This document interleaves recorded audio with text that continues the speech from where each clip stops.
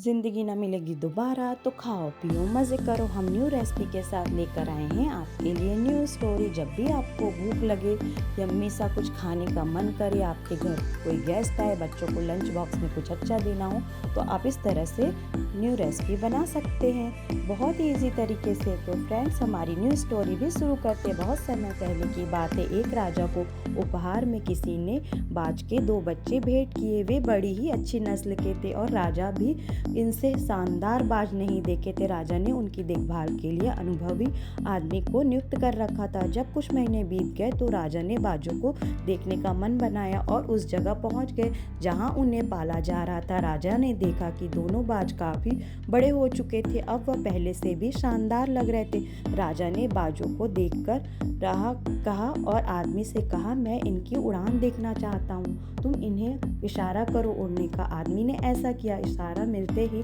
बाज उड़ने लगे, पर जहाँ एक बाज आसमान की ऊंचाइयों को छू रहा था, वहीं दूसरा कुछ ऊपर जाकर वापस उसी डाल पर आकर बैठ जाता, जिससे वह उड़ नहीं रहा था। ये देख राजा को कुछ अजीब लगा। क्या बात है, जहाँ एक बाज इतनी अच्छी उड़ान भर रहा है, वहीं ये दूसरा बाज उड़ना ही नहीं चाह रहा। राजा ने सवाल किया, जी हुजूर, इस बात से इसके साथ शुरू से ही ऐसी समस्या है, वो इस डाल को छोड़ता ही नहीं। राजा को दोनों ही बाज बहुत प्रिय थे और वे दूसरे बाज को भी उसी तरह आसमान में उड़ना देखना चाहते थे।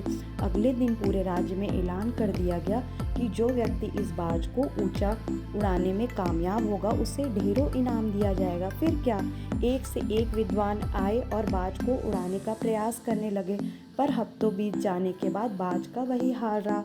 वो थोड़ा सा उड़ता और वापस डाल पर आकर बैठ जाता। फिर एक दिन कुछ अनोखा हुआ। राजा ने देखा कि उसके दोनों बाज आसमान में उड़ रहे हैं।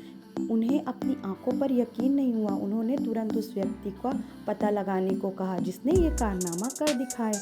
वह व्यक्ति एक किसान था। अगले दिन वह दरबार में हाजिर हुआ। उसे इनाम में स्वर्ण मुद्राएं भेंट की गई। राजा ने कहा, मैं तुमसे बहुत प्रसन्न हूँ, बस तुम इतना बताओ कि जो काम बड़े बड़े विद्वान नहीं कर पाए, तुमने कैसे कर लिया।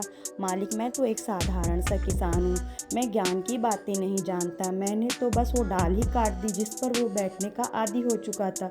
अब वो डाल ही नहीं रही तो वो अपने साथी के साथ ऊपर उड़ने लगा। दोस्तों, हम सभी ऊंचा उड़ने के लिए ही बने हैं, लेकिन कई बार हम जो कर रहे होते हैं उनके लिए इतने आदी हो चुके रहते हैं उनके कि अपनी ऊंची उड़ान भरने के लिए कुछ बड़ा करने की काबिलियत को भूल जाते हैं। यदि आप भी सालों से किसी ऐसे काम में लगे हैं जो आपका पूरा नहीं हो रहा, जो मन मुताबिक नहीं हो रहा, तो एक बार ज़रूर सोचिए कि कहीं आपको उस डाल को काटने की ज़रूरत तो नहीं।